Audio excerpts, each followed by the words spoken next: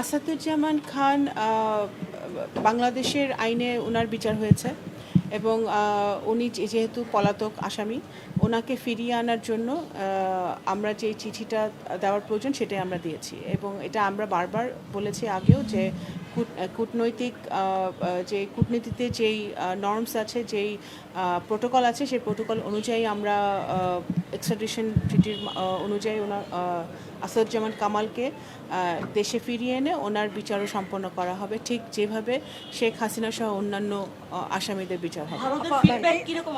এই চিঠিটা কবে দেওয়া হয়েছে? আপা প্রশ্নটা হচ্ছে যে আগে শেখ হাসিনাকে ফেরাতে একটা চিঠি দেওয়া হয়েছিল বিচার চলাকালীন, আয় হওয়ার পরে তো আলাদা চিঠি যায় নাই, কিন্তু আসাদুজ্জামান খান কামাল চিঠিটা কবে গেছে?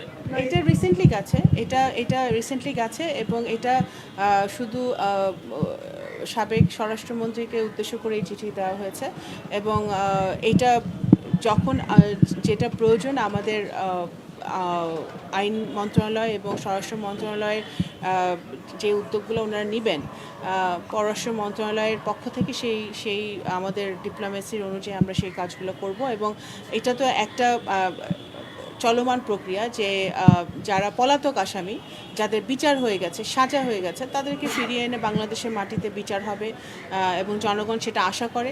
আশা কি করব কি না করবো সেটা তো ভারত সরকারের উপর ডিপেন্ড করে।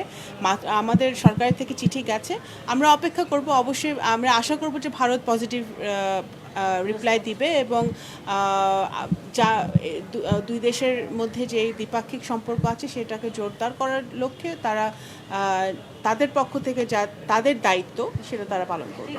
একটা জানতে শুধু কি এটা আসাদুজ্জামান খান কামালকে চেয়ে চিঠি দিয়েছেন নাকি ওবায়দুল কাদের আছে? এগুলা সাধারণত ভিন্ন ভিন্ন চিঠি চায়। ঠিক আছে, কয়টা চিঠি গেছে? ট্রাইব্যুনাল থেকে বলা হচ্ছে 4টা চিঠি গেছে, 4 জনকে চেয়ে চিঠি দেওয়া হয়েছে। আচ্ছা, যারা আসামি, যারা পলাতক আছে তাদেরকে ফিরিয়ে আনার জন্য যে সকল চিঠি দেওয়ার প্রয়োজন আমরা চিঠি দিচ্ছি।